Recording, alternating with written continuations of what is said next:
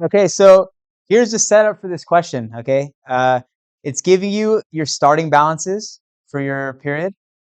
It's giving you some information on what happened during the period, and then you're going to be asked to do a adjusting entry um, using this percentage of sales method. Um, and so, if I were you, I would start by filling in these T accounts for accounts receivable, allowance for bad debt expense as of the beginning of the year, and then factoring in what happened during the year. And then that will help you set up kind of what to do for the adjusting entry. Okay, so try to figure this out on your own, and then we'll just do it together as a class.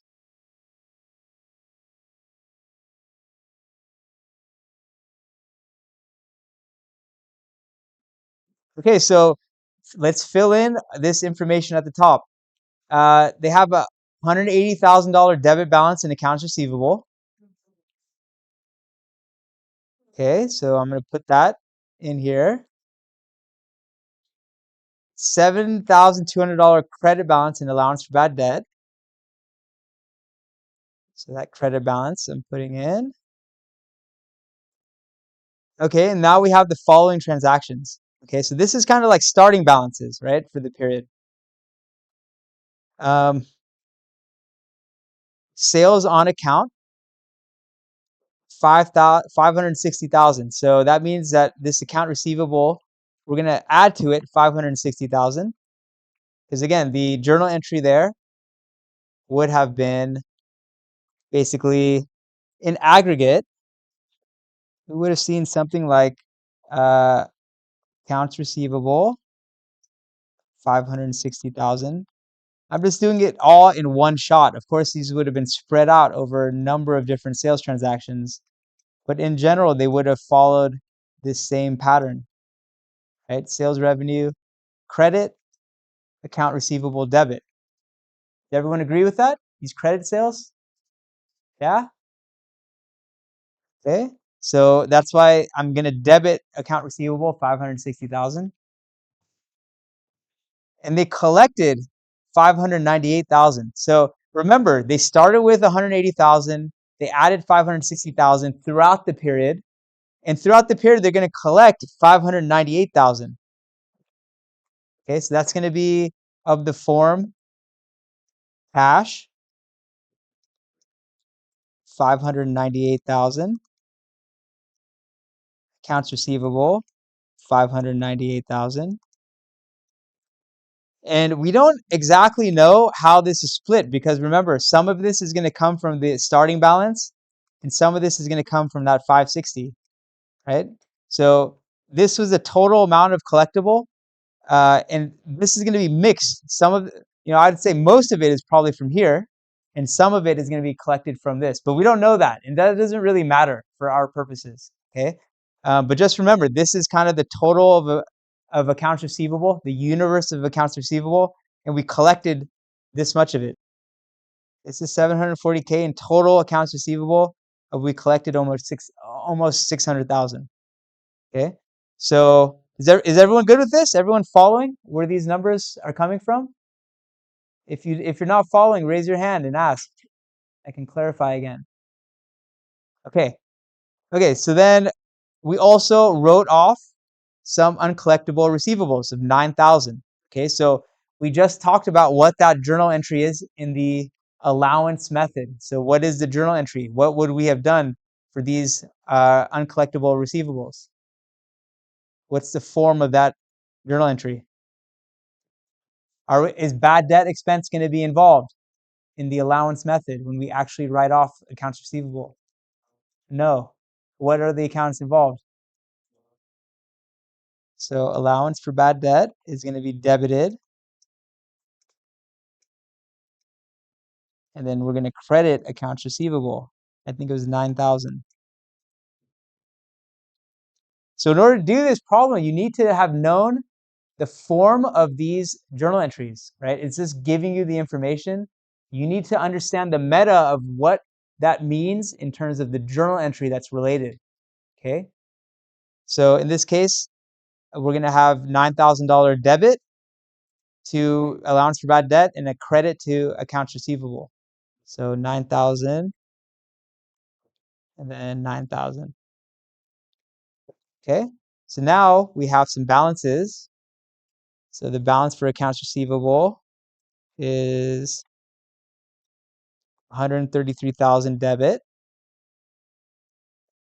Okay, we have an unadjusted balance in account allowance for bad debt, which is a debit balance. This is, we can't have this. This is the unadjusted balance. So after the adjusting balance, after the adjusting entry, it has to become a credit balance. Okay, if it's a debit balance still, even after the adjusting entry, there's a problem. Okay, so we have these balances,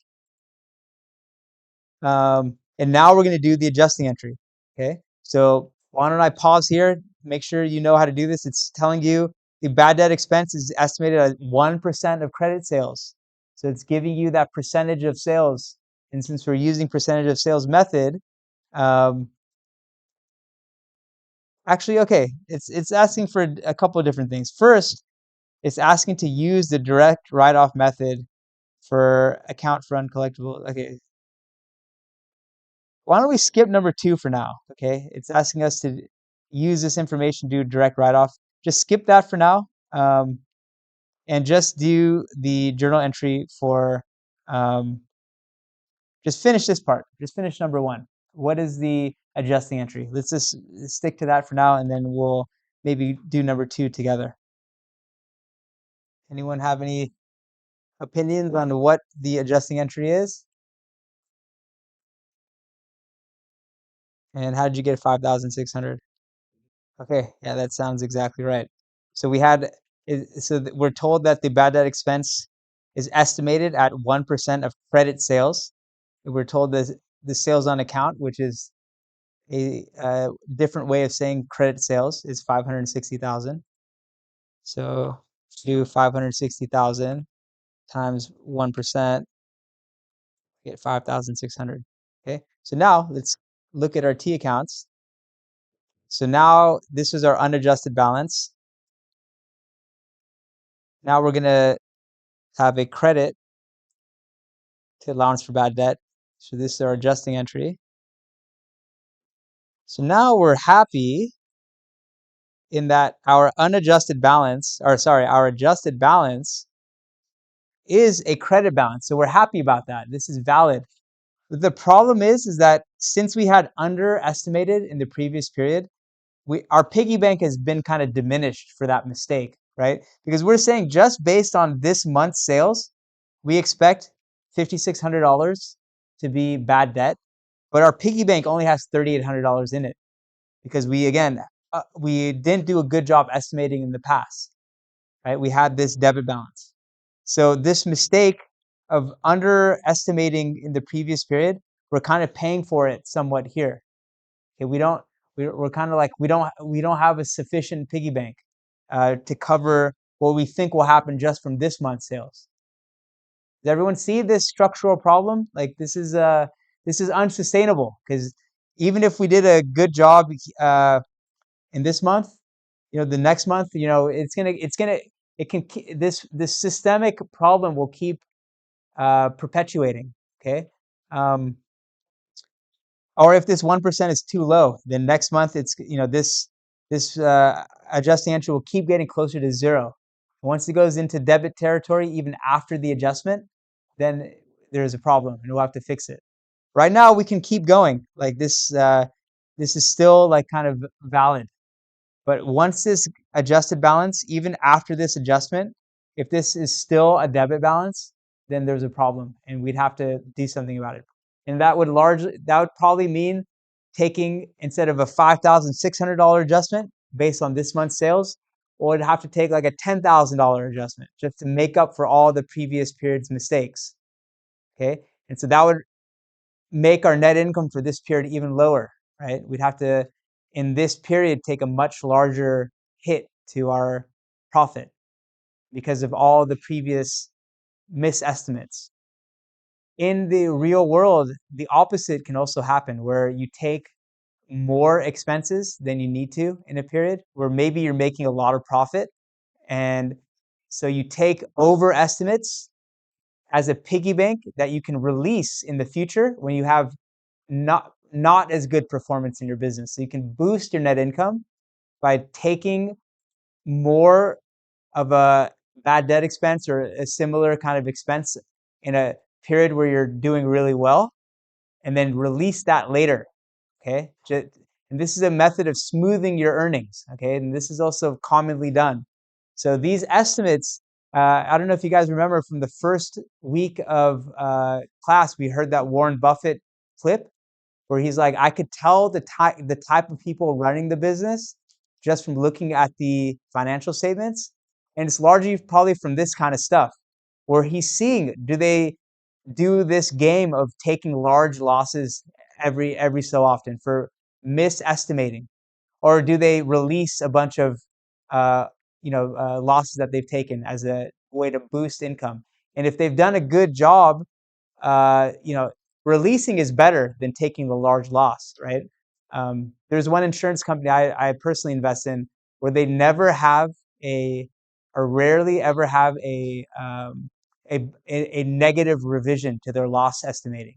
Okay, they're very conservative about how much they estimate they're going to have to pay out in their insurance claims. They typically every year they release more than they estimated because they never want to be wrong. They never want to uh, take a larger expense in a future period for doing a bad job of estimating this. They'd rather release and boost their earnings. Okay. So, and I can also tell they're a very honest company.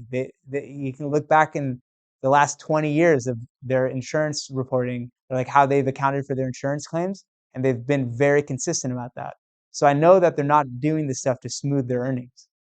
Okay. So, this meta understanding of estimating and how expenses are taken and then can be released over time if you've overestimated. It's important. It actually does matter. It's useful information. And this system of accounting, how it works in various insurance, warranty claims, bad debt expense, it's all using similar methodologies. So if you understand this, you can kind of apply it to other areas of accounting. What would change if we did direct write-off method? Okay, so for one, this whole account would not exist.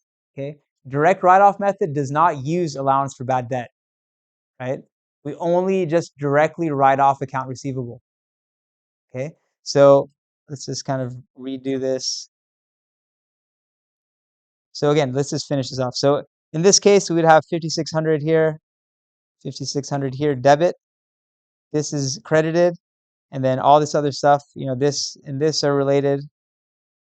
Okay, so now let's see what would change if we had direct write-off method. So this whole thing won't exist. Okay, we wouldn't deal with anything related to allowance for bad debt. So instead of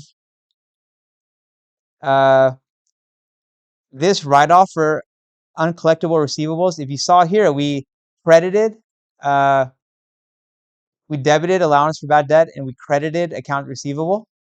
Okay, what we're going to do instead is just directly write off account receivable. So this credit to account receivable is going to be the same, but we're going to just directly debit bad debt expense. That's really the change. Okay,